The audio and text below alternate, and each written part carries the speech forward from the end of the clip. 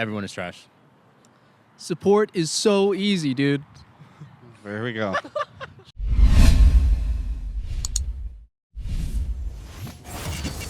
Well, it's the first day of the first week of the NALCS and the summer split. I'm joined right now by Aphromoo and Doublelift. Talk a little bit about stuff with coverage presented by OmniSlash. And I should. Did you just try to rub his nipple with I was trying to point to the Rocket Mortgage. Never mind. Let's just do it over again. Like you just rubbed his. I'm waiting to touch his nipples with my hot Cheeto. Complacent. This is as big as my hot Cheeto. That's a direct quote from the vice president of the NALCS Players Association, by the way. Wow. Yeah. We'll be talking about that in just a second. But first off, let's talk about that game. So you guys went with the unconventional bot lane. They went with the more conventional bot lane, and there's one out. Do you feel like it's a do you think that all this new meta stuff in the bot lane, is it just whatever, just play standard, or what's going on there? No, Cody-san died at level 1. And that's it. That's it. You died shortly thereafter, though, right? I had TP and he had Ghost. And that's it. Did you guys know the game was over at that point? You asking me or him? Yeah, you. Well, Do you win. feel like that whenever Cody-san died, that it just like made bot lane done? Oh no, it wasn't that bad. Okay. See, that wasn't that bad. Dying level 1's pretty bad, but doesn't mean the game's over. You got to bring Leona out. Yeah. That's pretty cool. You're a big fan, right? It wasn't cool in the Galio. I pressed my E, and then this is me in team fights. And then I'm dead. Wow. Let me tell you that, look, Afro's really underselling it. Leona's such a throwback. Let me bring you back to 2012 when Afro was filled Leona in solo queue. He had a Ezreal AD carry, and he was against Corky Tarek, and no, I'm done. I can't even tell the rest. It's too epic. I'm starting to get tears. Is that from the story or from the Flaming Hot Cheetos? It's from the story. Just how epic that was. Yeah. Very good. Well, do you guys have anything else to add to the game? Like, I'm just trying to get context on the game, how you felt it went, why 100 Thieves lost, why Team Liquid won. Shit, what can I say? This just really brings me back to Afro's earlier point, which was off camera, but he was talking about how would you explain Hot Cheetos flavor to someone who's never had it before? And I'm going to ask the viewers to leave a comment. Describe, like, how would you describe it? I said salty and like chili, like salty chili. When did you say that? No, I said that, I swear. He just made that up. No, I didn't. I did not. Oh my God, you made me exhale so. All over me. I'm sorry. I'm sorry. Winners. Why Like is that that on me. Travis? How would you taste my spit? Stop licking your fingers, dude. I'm sorry. This is gross. Okay, I'm done. This is a disaster. In more than one way. All right. You guys have to cast later. Meta, yeah, we know how you feel. You have to cast later. I don't know how you're going to cast Nobody if you wants can't. to hear about the meta on an interview. It's so boring to talk about. Well, then let's talk about the NALCS Players Association. Oh God. I don't have anything on that. I wasn't there. You weren't there, so you did not cast the vote that got him to be vice president. No. What are some of the first things you're going to be doing as vice president of the Players Association? You know, that's a great question, Travis, and I can't really disclose that to you or the public right now, but we're working on some great stuff. How did you nominate yourself for that position?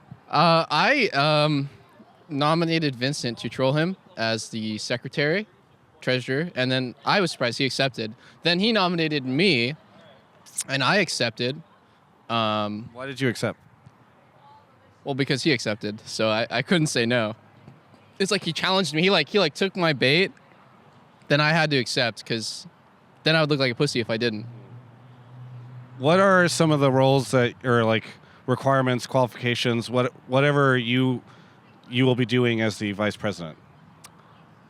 Travis, Zach? Support is so easy. Yeah, well, that's also a throwback. Woo! Oh, there's...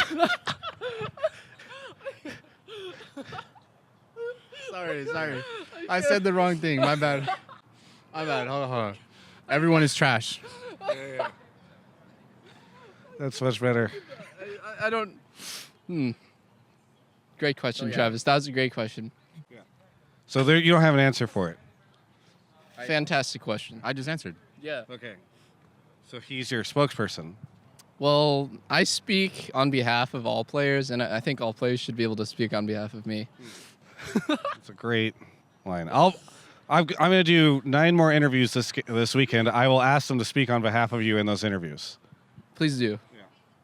Are you worried at all about the Players Association, given the representation? At first, I thought it was a bunch of clowns up there, but after talking to them, it's actually going to be really great. Okay. Very Especially good. Darshan as president. Yes. I got to agree with that one. It got very bright out here all of a sudden, so...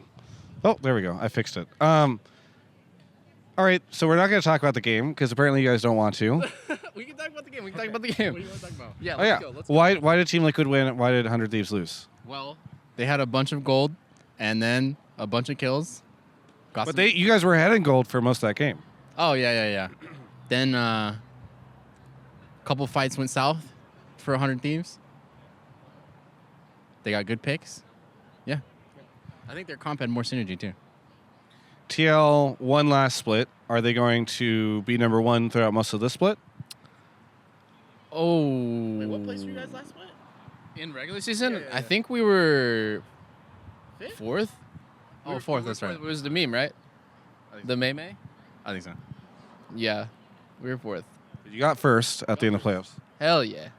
So You guys were second or first? First. Oh my god. Zachary. I think we're going to end, I want to say,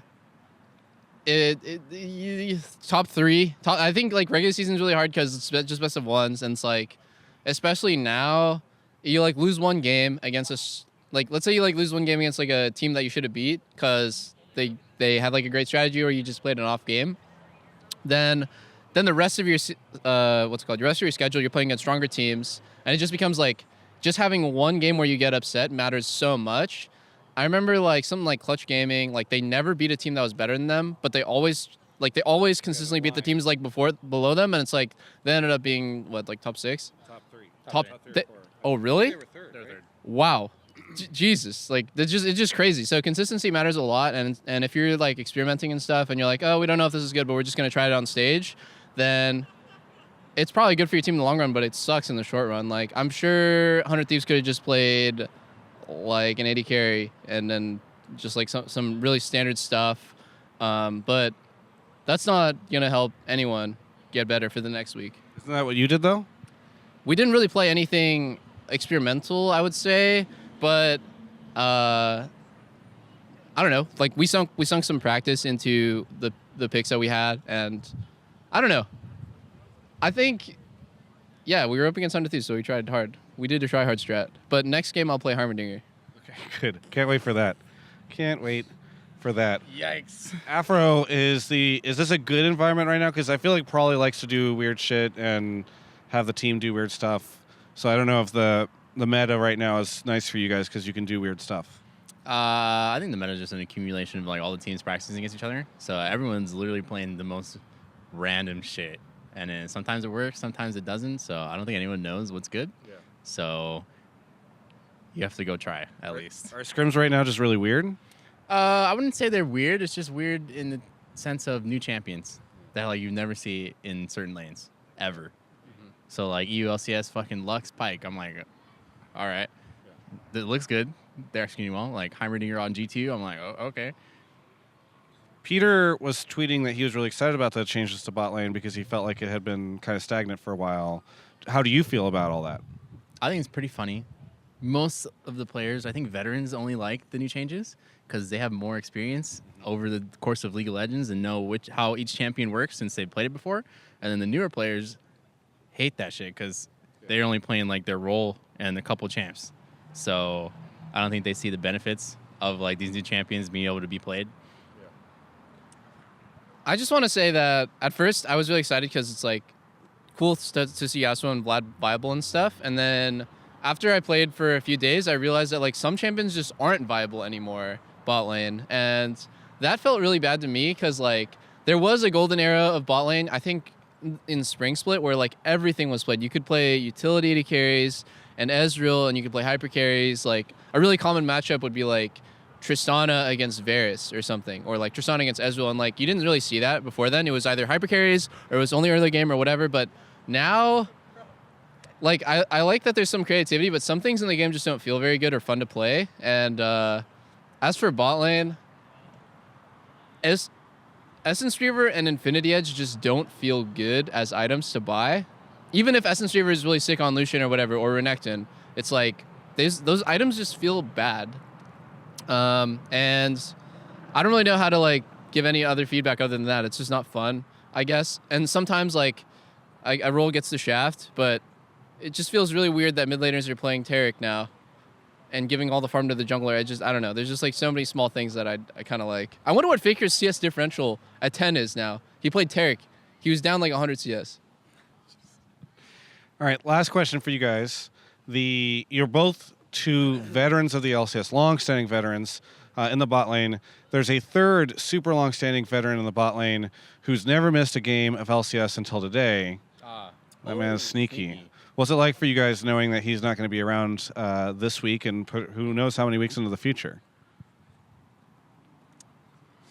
I have no comment. I mean, C9 coaching staff thought it was best to put in Keith McBrief. I think Sneaky's pretty good. I played against Keith before. He's all right. But Sneaky's just been around longer. But if they think that's the formula to win, I mean, hey, go for it. I think you've memed about Sneaky before, or coming back from an international tournament and having to play against Sneaky. So what's your take? Sneaky is one of the best around.